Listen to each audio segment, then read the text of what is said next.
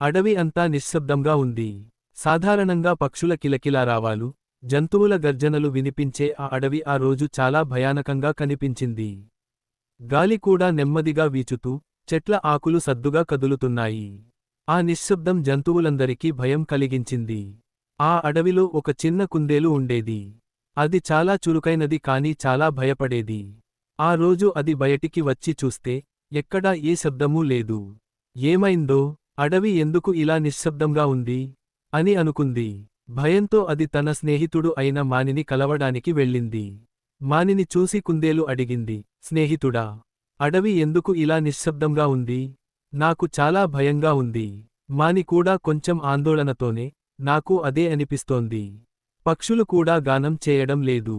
ఏదో ప్రమాదం ఉండొచ్చు అని చెప్పింది. ఇద్దరూ కలిసి అడవిలోకి మరింత లోపలికి వెళ్లారు.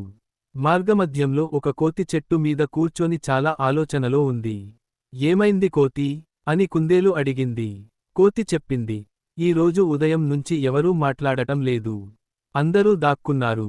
ఎక్కడో పెద్ద జంతువు వచ్చిందని విన్నాను. ఈ మాట విన్న వెంటనే కుందేలు, మాని ఇద్దరూ భయంతో వణికిపోయారు. పెద్ద జంతువు అంటే సింహమా, లేక పులినా అని కుందేలు అడిగింది. తెలియదు అని కోతి చెప్పింది. కాని అందరూ భయపడుతున్నారు. అంతలో అక్కడికి ఒక పావురం ఎగిరి వచ్చింది. అది ఊపిరి పీల్చుకుంటూ, అందరూ జాగ్రత్త, అడవిలో ఒక విచిత్రమైన శబ్దం వస్తోంది. అందుకే పక్షులంతా దాక్కున్నాయి అని చెప్పింది. ఇప్పుడు భయం మరింత పెరిగింది. కుందేలు, మాని, కోతి, పావురం ఆల్ కలిసి ఏం చేయాలో ఆలోచించాయి. మనమే చూసి తెలుసుకుందాం అని మాని ధైర్యంగా చెప్పింది. అందరూ కలిసి ఆ శబ్దం వస్తున్న దిశగా నడిచారు. అడవి అంతా ఇంకా నిశ్శబ్దంగానే ఉంది. ప్రతి అడుగు వేసేటప్పుడు వారి గుండెల్లో భయం పెరుగుతోంది. కొంతసేపటికి వారు ఒక పెద్ద చెట్టు దగ్గరకు వచ్చారు. అక్కడ ఒక విచిత్రమైన ఊ అనే శబ్దం వస్తోంది. అందరూ ఒక్కసారిగా ఆగిపోయారు. కుందేలు భయంతో, ఇది ఖచ్చితంగా ఏదో భయంకరమైన జంతువు అని చెప్పింది. కాని మాని ధైర్యంగా ముందుకు వెళ్ళింది. మనకు నిజం తెలుసుకోవాలి అని చెప్పింది. మెల్లగా చెట్టు వెనుకకు వెళ్లి చూసింది. అక్కడ ఏముంది అంటే, ఒక పెద్ద గాలి తాకిడితో ఒక ఖాళీ కుండ చెట్టు కొమ్మకు తగిలి ఊగుతూ ఉంది. గాలి వీచినప్పుడు అది ఊ అనే శబ్దం చేస్తోంది. మాని నవ్వుతూ, ఇది జంతువు కాదు, ఇది ఒక ఖాళీ కుండ మాత్రమే అని చెప్పింది. అందరూ ఒక్కసారిగా ఆశ్చర్యపోయారు.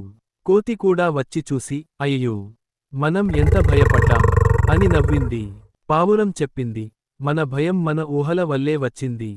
నిజంగా ప్రమాదం ఏమీ లేదు. కుందేలు ఊపిరి పీల్చుకుంటూ, నిజమే, మనం ఆలోచించకుండా భయపడ్డాం అని చెప్పింది. అంతలో ఆ విషయానికి అడవిలోని మిగతా జంతువులకు కూడా తెలిసింది. అందరూ బయటికి వచ్చి మళ్లీ తమ పనుల్లో పడిపోయారు. పక్షులు మళ్లీ కిలకిలారావాలు చేశాయి. అడవి మళ్లీ జీవంతో నిండిపోయింది. ఆ రోజు నుంచి జంతువులందరూ ఒక పాఠం నేర్చుకున్నారు, వినిపించిన ప్రతి విషయాన్ని నమ్మకూడదు. నిజం తెలుసుకోకుండా భయపడకూడదు. నీతి, భయం చాలా సార్లు మన ఊహల్లోనే ఉంటుంది. నిజం తెలుసుకుంటే భయం పోతుంది.